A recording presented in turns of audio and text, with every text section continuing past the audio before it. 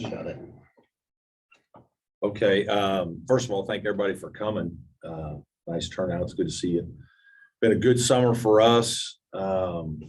Certainly the trip is one that's going to be memorable in a lot of ways for our guys. I think these opportunities, cultural experiences that we're giving our guys is really probably one of the best things we do. And so it's always fun to take your guys over there and experience some different types of things and learn a lot. So that'll be good. The basketball has been very good this summer. I really like our freshman class. I think they're physically probably more ready than most that we've had here. And I think they're going to be really good. It'll take time. There's a lot they have to learn. But because of some of the injuries we've had here, they're getting a lot of experience. Obviously with PJ out, Chase has had a deep thigh bruise that's been bothering him the last couple of weeks, so he hasn't done much. Today, Brevin was sick. He was sick yesterday and today. So we've had some guys in and out. Obviously, Alex went down there, but I think he's going to be okay. Our freshmen are getting all kinds of reps. And, if you include Josh, we have a lot. So we have 5 guys that are really new. Josh being a redshirt freshman. So it's been fun. They bring a tremendous amount of enthusiasm and energy to practice. I like what I've seen from our older guys so far. I think Hunter Tyson is really trying to be a tremendous leader, and it's been challenging for him without having PJ out there very much. Just not quite as much experience. Alex has done a good job of trying to help lead, but it's been good. Very productive summer, and I think the trip will be good in a variety of ways. So excited about that, and just looking forward to coaching this team a little bit more. Questions? And looking at Dillon Hunter out there, seems comfortable. A natural is kind of what I tweeted out. Running the point. How important is this for him to go out there before a season starts? I think that's a good point. We obviously lost some guards that way, that ball handling decision makers, especially in Nick. And so he and Chase and Josh are all kind of taking turns at the one. Dillon is a natural point guard. He's physically strong. He's 190 pounds. And he's played with more composure than most freshmen, probably because he's gone away to school for a couple of years. And so he's probably grown up a little bit more than they have. He's probably played against a little better high school competition at Sunrise than normal high school basketball. And so he's experienced a lot. And I think he's done very well. He hasn't turned the ball over very much. He's been a good decision maker. He's a guy that I think his 3-point shot is really improving. We've started working with him on it a lot, and he's been staying extra. And again, his physicality helps him on the defensive end. He's not overpowered at all as a freshman defender, which a lot of guys are. So I think he's off to a very good start, and obviously he's going to get a lot of time in France. What's the value of a trip like this, and how does it add kind of some urgency to these summer workouts? Well, it does add urgency. I think that's a good point from the standpoint of you're going to play a couple games. Now, we don't treat the games the same. We have no scouting. We don't practice before. We literally just go over and play. And so part of that is on purpose because I want some of the trip to really be the cultural experience. And if you're just in gyms and that was kind of the World University Games. We didn't really get to do all that. We were just in gyms trying to win every game, and we were preparing and scouting and practicing and doing different things. This is more, it's kind of the icing on top after a hard summer work. And we've done a lot more teamwork. Most of the time, this time of year, we would do much more skill work, individual development. We're still trying to do as much of that as we can. But if you come to our practices, we're having more team workouts. We're doing more things, team defense, putting in set plays, doing some different things to prepare for playing some games. And so, that'll help us a little bit, especially with such a young team.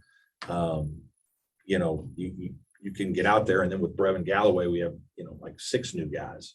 And so half your team is new. And so there's there are times I want us to be further along and we're just not. And I've got to be more patient. But I think this is really good because not only the basketball part of it, we're starting a little bit earlier, but when you go have these kind of life experiences with your players, you have a much better chance to bond and grow and get to know them better and spend more quality time with them. That's not just about basketball. I think that's really important now as well. How is PJ doing both physically and mentally? Yeah, I think he's doing fine. It was a setback. We were all kind of pointing to middle of July that he was going to be working his way back, and end of July he'd be pretty close to full go for like, hey coach, you can play him in some of the games, and I was going to play him sparingly, but I was going to play him 15 minutes maybe, and if possible. And it was really disappointing. Your heart feels for him because it's been a hard couple of weeks to go through what these guys go through in terms of rehab and one surgery and all that's involved, and then work your way all the way back. And basically first or second day that you get back out there, something else goes wrong. That's hard. It's a little bit like John Bear, probably unfortunately never really recovered all the way. I think PJ will. I don't mean to send that message, but the mental aspect of it is just as much as the physical. When you think about it, PJ won't have worked out from last season almost until, October of the next season. So he's lost a spring, a summer, a fall to kind of get his work in. Now, having said that, he's an extremely talented player and he's a confident young man and he's a hard worker. And so he'll attack it, the right way. And I think these next couple of weeks will be really hard for him as he starts to gain ground. His confidence will come back. His spirit will come back a little bit, but it's been hard here this last month. Is he going with you? Yes. So Coach, you spoke briefly about taking trips outside the country. So I just want to piggyback. How do you think that, especially with such a younger team, how do you think that you can build team chemistry outside of their comfort zone playing here in the States? Yeah, I think just traveling like that and being around each other 24/7, using basketball as a way to kind of, as much as anything, you want those guys to interact with one another. Like Hunter Tyson is coaching, RJ like crazy, and Chauncey Wiggins. Chase is coaching his brother as well as the other younger guys all the time. But then all the stuff that happens in hotel rooms, on planes, and in messing around when they're out sightseeing together and messing around and doing different things. I think that's all really good.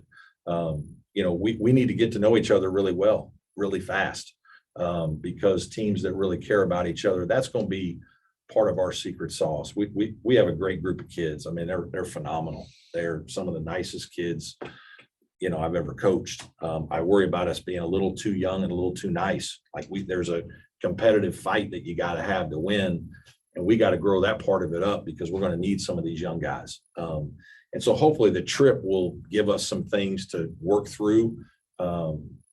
Not only that, but earn the respect and the friendship enough to where kids understand how much you're doing for them, care about them, what you want to do with them, and the time you spend away from basketball. And I think that's really important. I guess on PJ, can you say, was it a contact injury, non-contact in practice? It was, he was kind of guarding, he was guarding the ball, but it wasn't like a contact situation. He just kind of went down.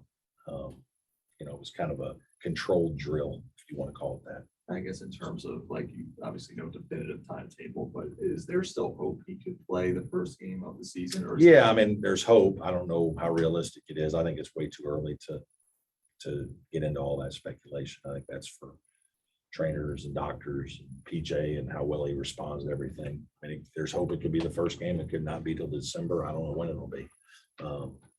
We're not really worrying about that right now. With him out, does Ben automatically fill in there? Or do you look at some different lineups? Yeah, Ben and Ian, I think, naturally, just they kind of played that spot last year. The hard part is, for me, the frustrating part is I wanted to be able, here's PJ, and okay, now how do we play around PJ with all these other pieces that, we're going to go to Italy and, we'll play without him and try to figure some things out that way. But when he gets back, he's going to be back in there. So like now we need to figure out how to play with him again and who fits what and what can we do. And, we may have like Ian maybe could play some 4 at times, but now he's probably going to just mostly be a 5 with Ben. And, I don't know if, guys are going to move up and down positions a little bit just based on, somebody's got to kind of move over this way all the time now. So those are adjustments that are a little bit that we have to make that are a little unfortunate because of the injury. So we won't maybe get all the information that we liked in terms of how we're going to play with PJ. But And then looking at that Chauncey Wiggins, 6'9", the length that he has. yes, How does he kind of fit into that rotation? versatile player. He and RJ are versatile players. I heard RJ played point in high school. Uh, A little. Yeah, I mean, he can dribble the ball and pass. Yeah, Yeah. So, I don't know, point forward or whatever you want to call him. I don't know, he's a point guard, but he handles the ball. He can dribble. I mean, they're both good players. I mean, they're different. RJ is much more physical, 6'7.5", 230, 225, and very physical and competitive in the paint and at the rim. Chauncey still has to get better in that area, but he's a skilled guy that can make shots and dribble and pass. They can both dribble and pass. They can see, and they've got tremendous size. I mean, that was a big thing when we went out for the class, is like, hey, we're going to go get positional size. We'll see how guys develop and all that, but we're going out and coming back with bigger team. The last couple of years, we've been a little smaller. When we had a mirror at center, we were smaller and we had enough depth that it worked. We were fast and we could do some different things. Last year's team, we were a little smaller at guard. We were working our way to getting bigger, but weren't a big team. Now we're becoming a bigger team. And I think that's probably good for us moving forward. Just on this earlier about Hunter Tyson, how hard has it been on him, PJ? A little bit, just I think, there's a lot on him in terms of every day, right? Like when you got to be the voice every day, and Alex has got to get better. He's not a natural outgoing guy. Alex is just Mr. Positive. Like he's here every day. He doesn't have a bad day. Like he doesn't come with bad energy. He doesn't come with bad attitude. He doesn't he might be a little quieter one day, but he's still going to give great effort. We just try to get him to be a little more vocal. But he's been very good. Alex has been very good. So that's helped Hunter, but there's a lot on Hunter right now as the guy who's trying to lead the team and be the voice of the team. And PJ's trying to do a better job of that. Chase is trying to do a better job of that. It's just frustrating for both of them when you're hurt. And then sometimes you're in, sometimes you're out, you're consistently not there every day.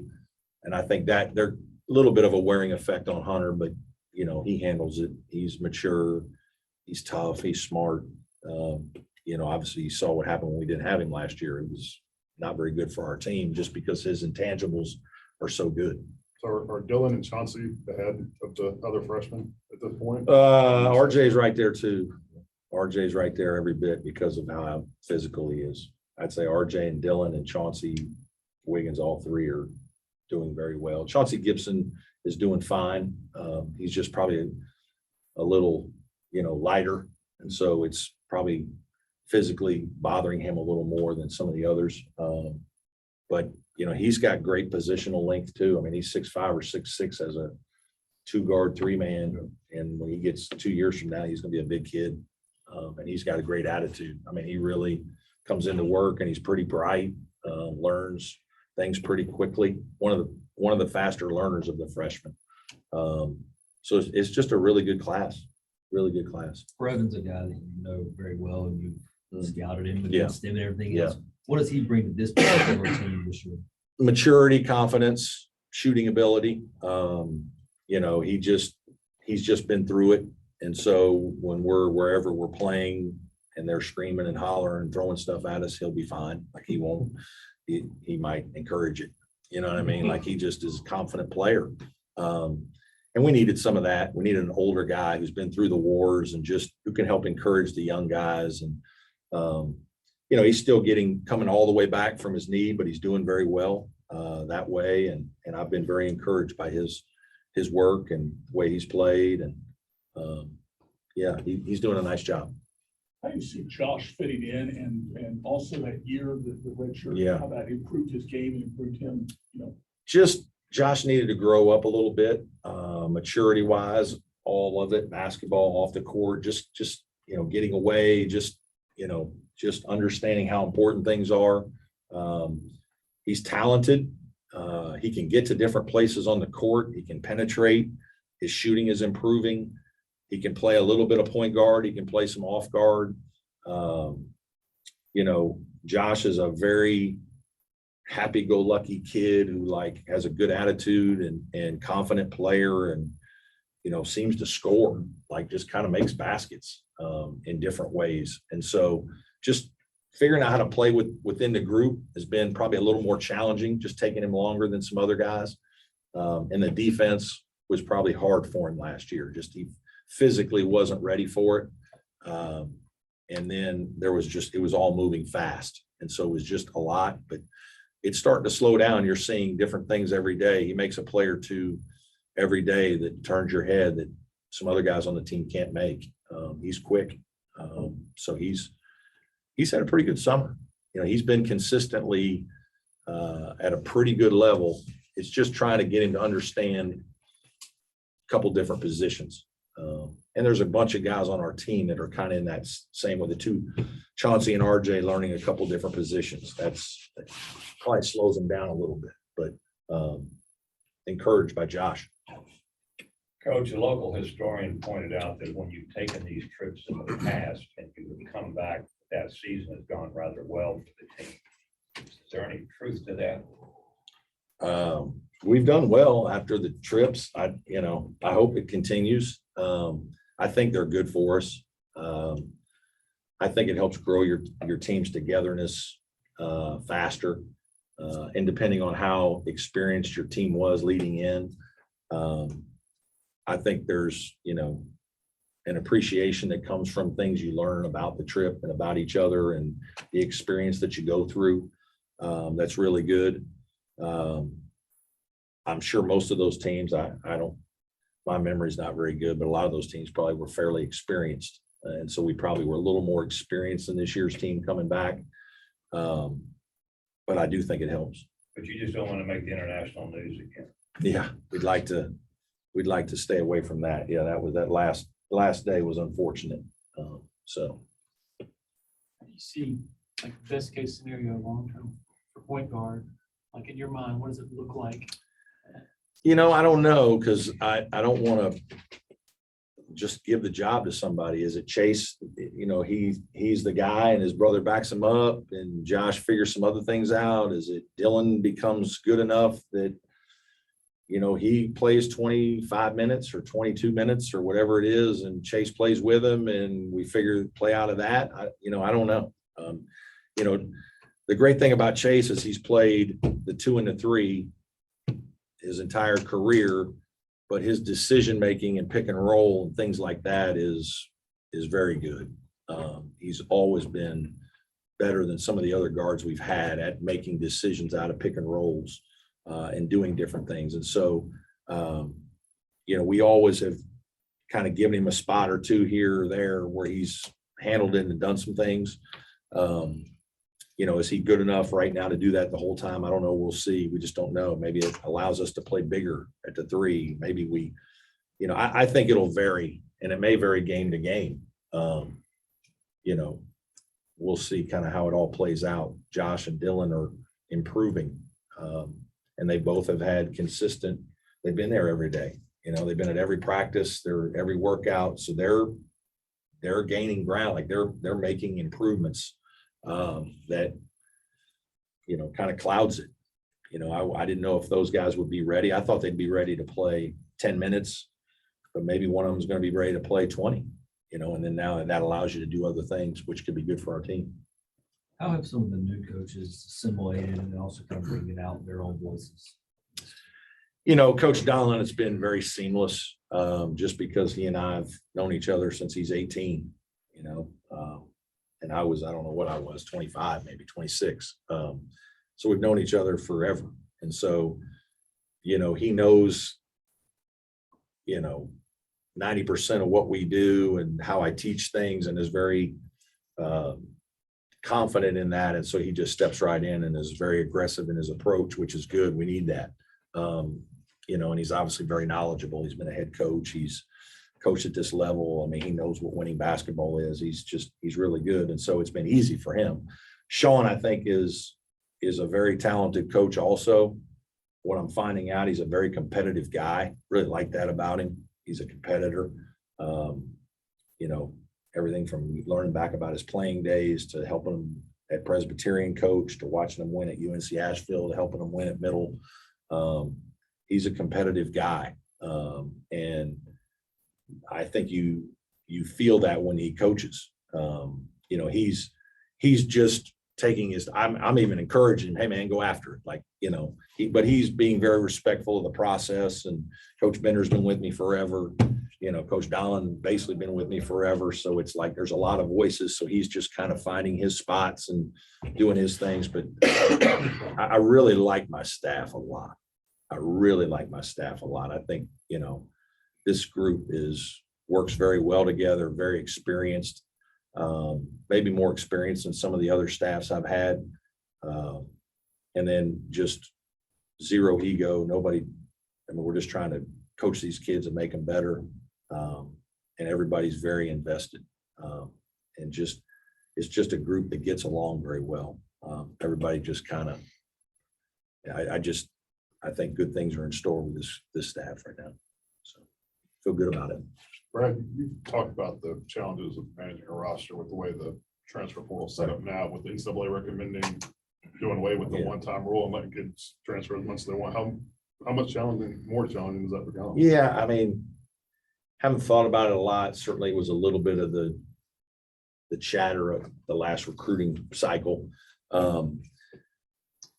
You know, it kind of just has felt that way. You know, I guess if you sign a kid who's got a couple years left as a transfer, you know, you're very susceptible to losing them. What's disappointing is I think we're losing in, like, you know, we talk about Clemson grit, passion and perseverance toward a long-term goal. Well, staying and fighting, staying and figuring it out, working through your problems, working through your issues, learning, getting better, you know, perseverance. God, I hate it as a coach and as a leader of men that I feel like we might not be teaching that or encouraging that behavior. I'm just such a strong proponent that those are the people that, you know, overcome obstacles and get past where people think they should be, probably do more. And it scares me that, you know, I don't think at 18 and 19, and even sometimes the parents, you know, really understand that what your kid is struggling with as a freshman is not a bad thing. It's probably a good thing for them. And might be the first time that a lot of these guys have ever really struggled in athletics and playing. And so let's learn from it. Let's grow from it. If it's that important to you, you'll fix it. You'll work harder. You'll get in the weight room. You'll watch more film. You'll do the things necessary to make it work. You know, and I hate it that I feel like that part of what we're doing with our country, and it just like we're making things so easy to just go the other way and give in. And that concerns me. Any more questions for Coach? Can we end on a positive? When do y'all leave? Next Wednesday. Do you know anything about the teams you're gonna play? Not a lot. Not a lot. It's, you know, a lot of times it's guys that you might have 3 or 4 guys from the same team, and they pick up a couple other guys that are there from other teams that are, you know, getting back early to start training for their seasons. You know, they're usually older, experienced. You know, the other thing is you play international rules, so that's different for us. You know, there's some adjustments you got to make there that, you know, are a little different, where they have some advantages on some things that they know that your guys really don't. You know, you get an offensive rebound, throw it out, and there's only 14 on the shot clock. Your guys will think there's 20, and we had that a couple of times in the World University games. We'd have a lead and we get a rebound with, like, you know, we're up 5 and we'd throw it out. Okay, we're going to move a little clock, and it's like, hey man, you make 2 passes and like that shot clock's at 5.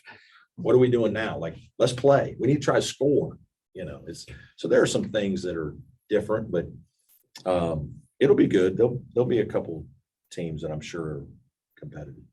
Okay, a fun one. What are you most excited about off the court scene? Is there like a landmark? Well, I'm excited to see the Eiffel Tower, but I'm petrified of heights, so I will not be going to the top of the Eiffel Tower. That is 100% assured. But it's fun. I've never been to France, so just, I'm looking forward to checking that box. And we've been to Spain and Italy a couple times. So, and actually I should say Normandy. That's where I'm really looking forward to seeing. That's going to be unbelievable. And I think that'll be an incredible experience for all of us, and something we all need to do a little more historical background on. So we're going to try to do that with our guys before we head off for that. Have you circled the restaurant? No, I haven't had time. I haven't. My daughter has. One of my daughters, she's been planning for weeks now. So I'm still trying to coach these guys. But thanks, everybody. Yes.